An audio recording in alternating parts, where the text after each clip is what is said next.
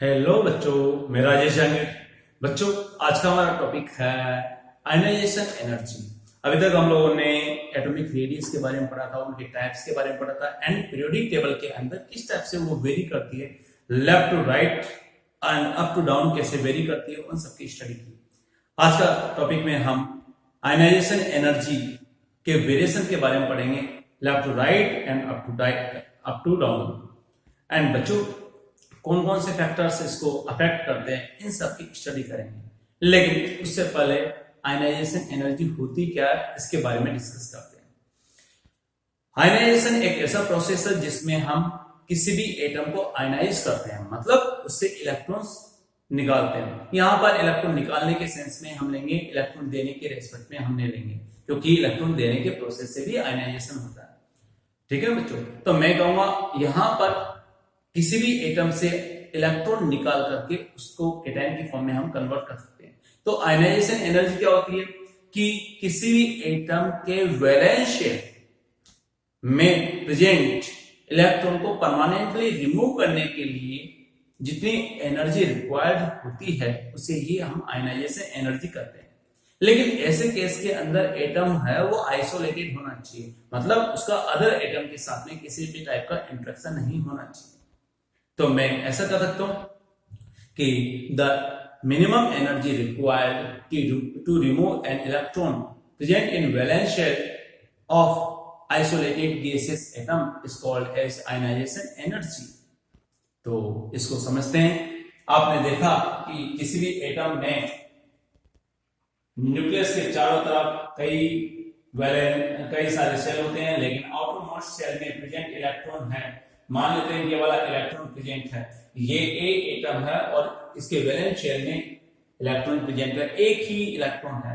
अगर मान लेते हैं कि यहां पर एक इलेक्ट्रॉन को बाहर निकाल लिया जाए, यानी इस इलेक्ट्रॉन को बाहर निकाल लिया जाए, तो ऐसी सिचुएशन में क्या होगा बच्चों?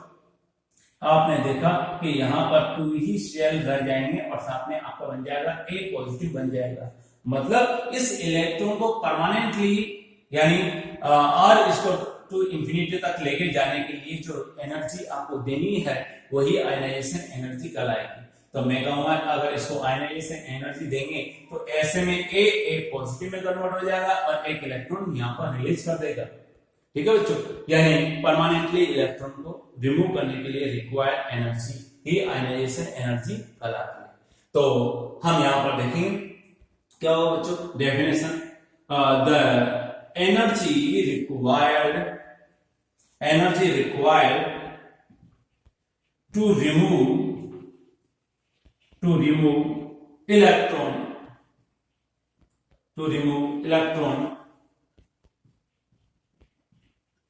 present in valence shell of gaseous isolated atom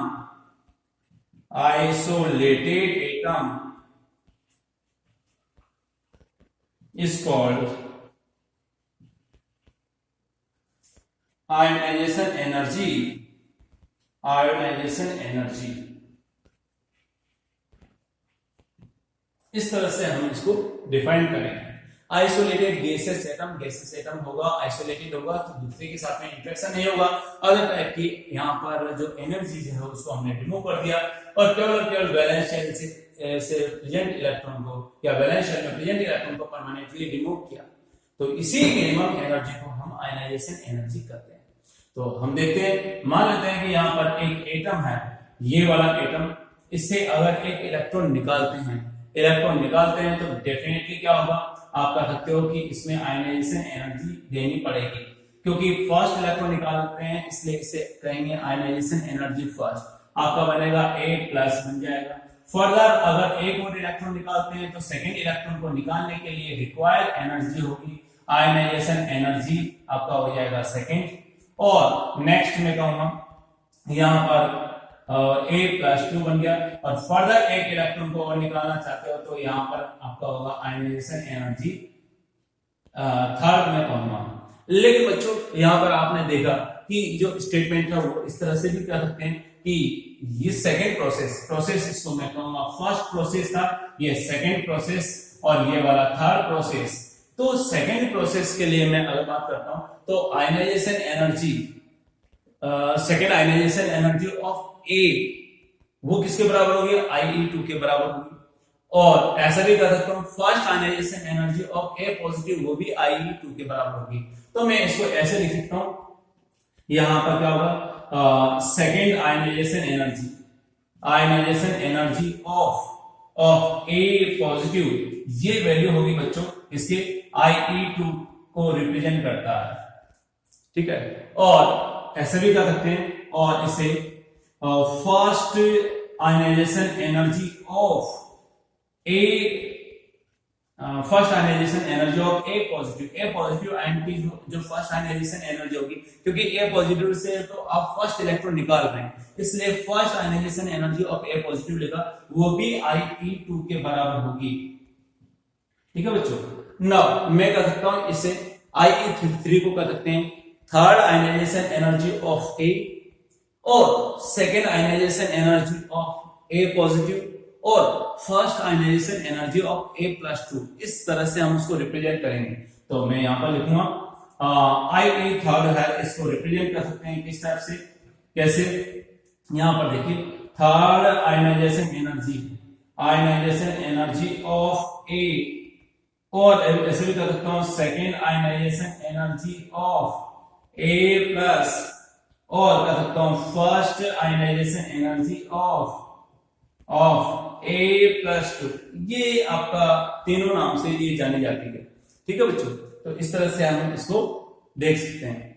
चलिए आगे की बात करते हैं, यहाँ पर कंपेरिजन करेंगे ionisation energy first, second and third, और आगे भी अगर इलेक्ट्रॉन निकालेंगे तो आयनाइजेशन एनर्जी 4 हो जाएगी। तो इनमें कंपेरिजन करते हैं, कंपेरिजन करेंगे तो क्या मिलता है, यहाँ पर देखते हैं बच्चों।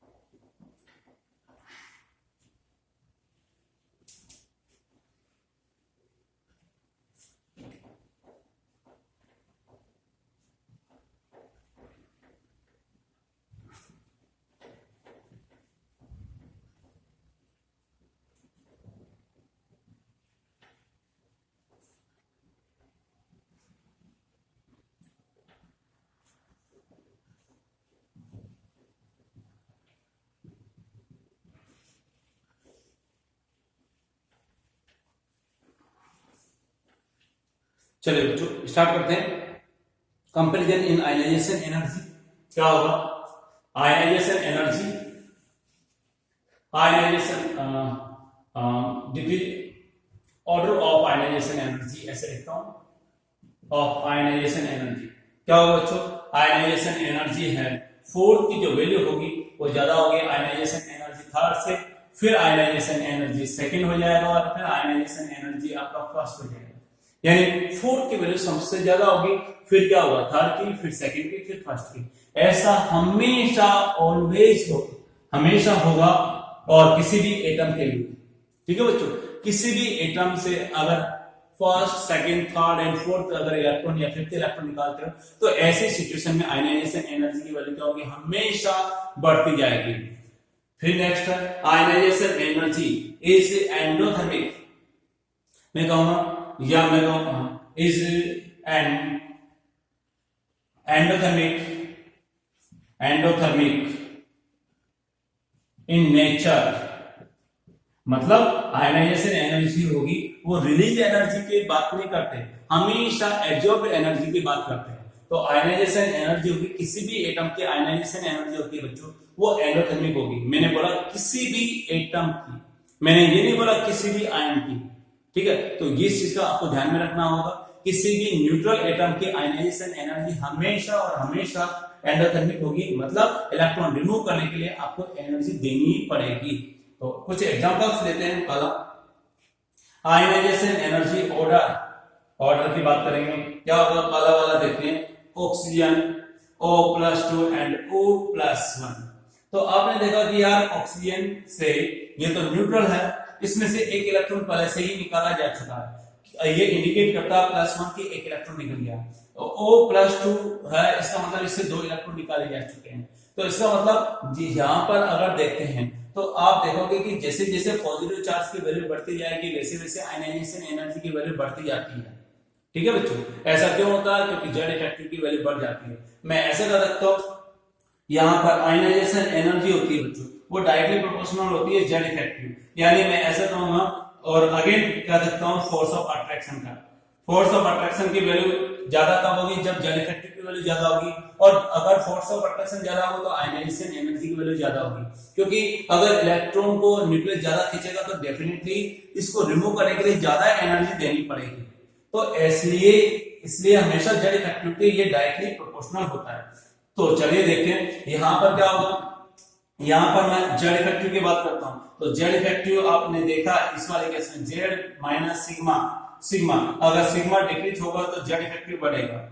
और सिग्मा किसके ऊपर डिपेंड करता है? नंबर ऑफ इलेक्ट्रॉन के ऊपर डिपेंड करता है, ऐसा हमने पढ़ा था। यानी ऑक्सीजन में नंबर ऑफ इलेक्ट्रॉन कितने? 8 है, इसमें 6 रहेंगे, जबकि इसके अंदर 7 इलेक्ट्रॉन है। तो कैसे पता चलेगा? न्यूट्रल एटम मतलब 8 इलेक्ट्रॉन हो गया, यहाँ पर आपका हो गया 6 इलेक्ट्रॉन ही रहेंगे, क्योंकि 2 इलेक्ट्रॉन निकाले जा चुके हैं और यहाँ पर 7 इलेक्ट्रॉन भर जाएंगे। ओके बच्चों, तो इस तरह से हम इनको देख सकते हैं। चलिए ये वाला तो केस हो गया। तो ऑर्डर क्या हो गया बच्चों? ऑर्डर मैं कहूंगा सबसे ज्यादा जेड इफेक्टिव किसके लिए होगा बच्चों? जिसमें इलेक्ट्रॉन की नंबर सबसे कम होगा। O+2 में नंबर ऑफ इलेक्ट्रॉन सबसे कम है, तो ऐसी सिचुएशन में जेड इफेक्टिव की वैल्यू ज्यादा होगी, जेड इफेक्टिव की वैल्यू ज्यादा होगी तो आयनाइजेशन एनर्जी ज्यादा होगी। मतलब आप ये देख लीजिए कि जिसमें इलेक्ट्रॉन कम है उसके लिए आयनाइजेशन एनर्जी ज्यादा होगी। सबसे कम किसमें? O+2, तो यहाँ पर O+2 का सबसे ज्यादा होगा, फिर O+ का होगा, फिर ऑक्सीजन का होगा। इस तरह से हम ऑर्डर देख सकते हैं। सेकंड वाले एग्जांपल की बात करते हैं। नेक्स्ट एग्जांपल सेकंड होगा Fe+2 एंड Fe+3। वही वाला एग्जांपल है, उसी टाइप का है। आप यहाँ पर देख सकते हो कि जैसे जैसे यहाँ पर प्लस चार्ज आया, इसका मतलब इलेक्ट्रॉन की कमी को शो करता है। तो मैं ऐसे कर सकता हूँ कि यहाँ पर सबसे कम इलेक्ट्रॉन किसमें होंगे? इसमें होंगे, और सबसे ज्यादा इसके अंदर होंगे। इलेक्ट्रॉन कम तो जेड इफेक्टिव की वैल्यू सबसे ज्यादा।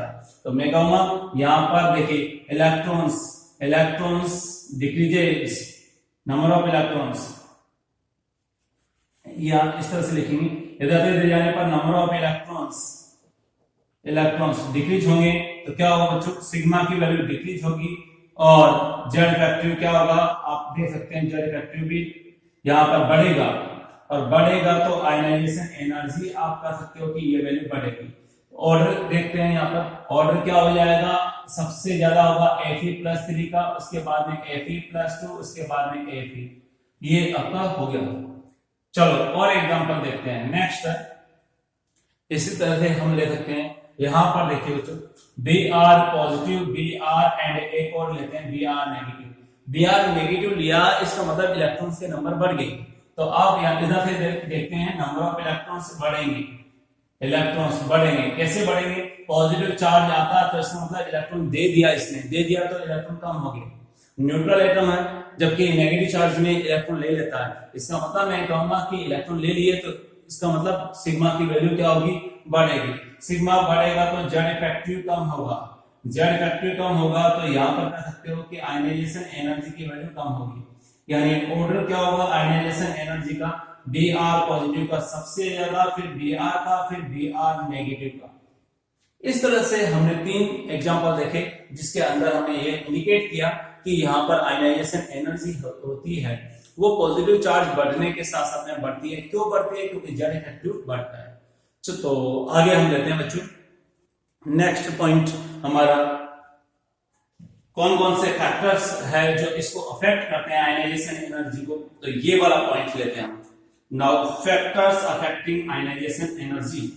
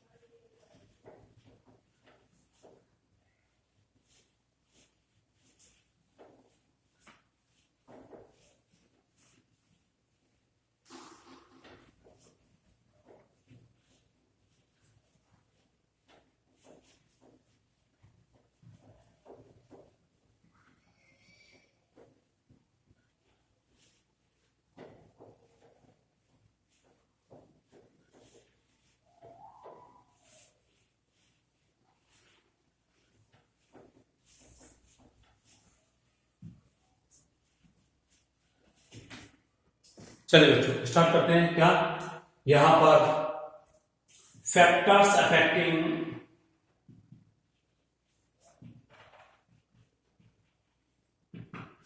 आयनाइजेशन एनर्जी, आई हम लेंगे।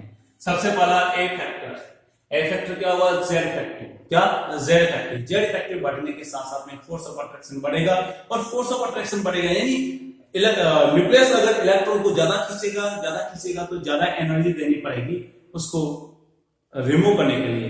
तो मैं कह सकता हूं जेड इफेक्टिव या effective nuclear charge, effective nuclear charge, effective nuclear charge. आप देख सकते हैं अगर जेड इफेक्टिव बढ़ेगा, इंक्रीज होगा, तो फोर्स ऑफ अट्रैक्शन इंक्रीज होगा, and force of attraction increase होगा तो आयनाइजेशन एनर्जी की जो वैल्यू होगी बच्चों वो इंक्रीज होगी, हमेशा इंक्रीज होगी, जिसका आपको ध्यान में रखना होगा। ठीक है, पहला पॉइंट। सेकंड पॉइंट की मैं बात करूंगा यहां पर radius on increasing radius, on increasing radius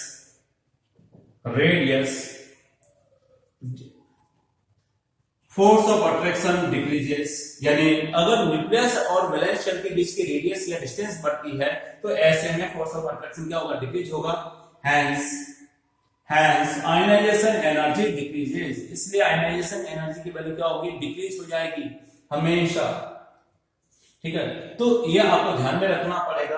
किस तरह से मैं कह सकता हूं, यहां पर ये न्यूक्लियस है, न्यूक्लियस में जेड है, जेड इफेक्टिव है, और यहां पर इलेक्ट्रॉन है, तो ये आपका क्या हो गया बच्चों, आर हो गया। क्या हो गया, आर, ये वैल्यू होगी। नाउ नेक्स्ट सी की मैं बात करूंगा, और रेडियस हो गया। Now next shielding effect, shielding effect क्या होता है बच्चों, यहां पर मैं कहूंगा sigma on increasing shielding effect, on increasing shielding effect,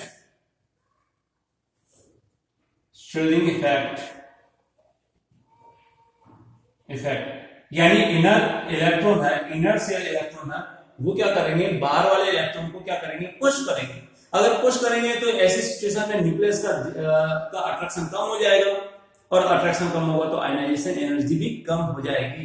तो मैं कहूंगा force of attraction decreases, hence ionization energy decreases, तो यहां पर शील्डिंग इफेक्ट बढ़ने के साथ साथ में क्या होगा, फोर्स ऑफ अट्रैक्शन की वैल्यू क्या हो जाएगी, कम हो जाएगी, और आयनाइजेशन एनर्जी क्या होगी, कम हो जाएगी। ये आपका है। तो मैंने सी पॉइंट तक बता दिया। डी पॉइंट की अगर मैं बात करूं तो डी पॉइंट क्या होगा, आप देखिए यार, D point penetration power. Orbital nucleus के जितना ज्यादा क्लोज होगा तो फोर्स ऑफ अट्रैक्शन की वैल्यू ज्यादा होगी, इसलिए उससे इलेक्ट्रॉन निकालना और मुश्किल हो जाएगा। जिस ऑर्बिटल की पेनिट्रेशन पावर ज्यादा, मतलब न्यूक्लियस के पास में क्लोजनेस को इंडिकेट करता है, और न्यूक्लियस के ज्यादा क्लोज होगा अगर मान लीजिए एटम, तो ऐसी सिचुएशन में क्या होगा, आप कह सकते हो कि यहां पर जो है आयनाइजेशन एनर्जी की वैल्यू बढ़ेगी। तो पेनिट्रेशन पावर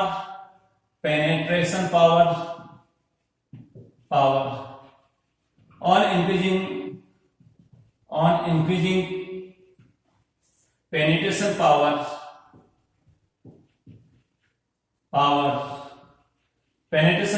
यानी क्या होगी बच्चों, ए इसकी सबसे ज्यादा होती है, फिर डी, फिर F. Force of attraction increases, hence ionisation energy increases, ऐसा कर सकते हैं। तो decreasing order of penetration power क्या होता है, decreasing order of penetration power of orbital,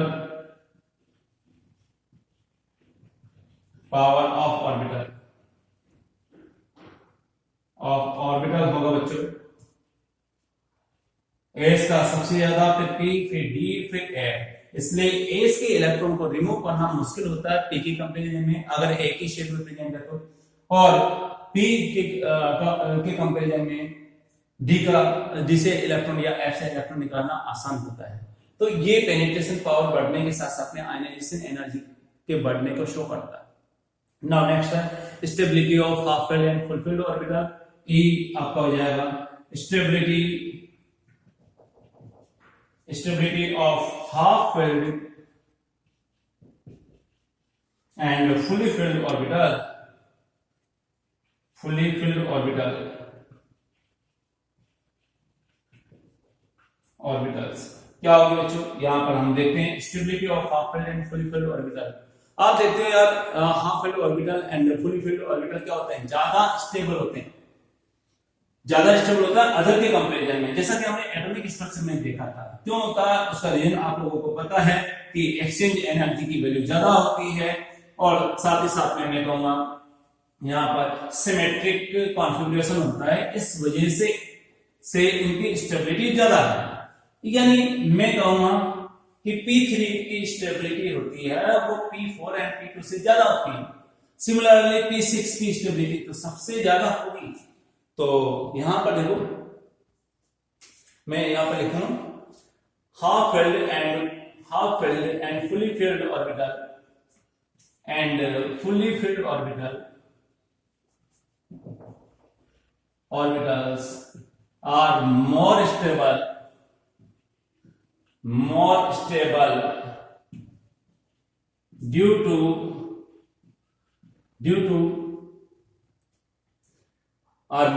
due to symmetric arrangement and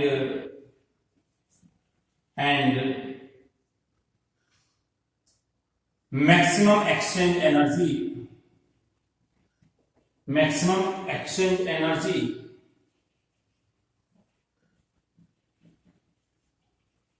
hence ionization energy increases। क्योंकि जब स्टेबल कॉन्फ़िगरेशन है तो ऐसे में उनसे इलेक्ट्रॉन निकालना मुश्किल होगा, और मुश्किल होगा तो आयनाइजेशन एनर्जी की वैल्यू ज्यादा देनी पड़ेगी। तो मैं कहूंगा P3 का स्टेबिलिटी ज्यादा होगी P2 एंड P4 से। क्या होगा, स्टेबिलिटी ऑर्डर, ठीक है बच्चों। और सिमिलरली अगर P6 भी लेते हो, P6 की सबसे ज्यादा होगी फुली फिल्ड ऑर्बिटल हो गया, ये तो सबसे ज्यादा स्टेबल है। फिर P3 है, ठीक है बच्चों, P2 एंड P4 के कंपैरिजन में। चलिए नेक्स्ट, ये तो हमने लिया। नेक्स्ट की बात करते हैं। D5 की स्टेबिलिटी होगी ज्यादा होगी किसके कंपैरिजन में, D4 एंड D6 के कंपैरिजन में। और आपको पता है कि D10 तो सबसे ज्यादा स्टेबल होगा ही होगा। सिमिलरली अगर बात करें तो यहाँ पर F7 की स्टेबिलिटी क्या होगी बच्चों, ज्यादा होती है F6 एंड F8 के कंपैरिजन में। और अगेन देख सकते हो F14 तो सबसे ज्यादा स्टेबल होगा। इस तरह से यानी इन कॉन्फ़िगरेशन से अगर इलेक्ट्रॉन निकालते हैं तो ज्यादा आयनाइजेशन एनर्जी देते हैं या ज्यादा आयनाइजेशन एनर्जी अप्लाई होती है। नाउ बच्चों अगले लेक्चर में हम पीरियोडिक टेबल में किस टाइप से वेरिएशंस होता है आयनाइजेशन एनर्जी का, उसकी स्टडी करेंगे। एग्जांपल भी लेंगे काफी सारे। Thank you.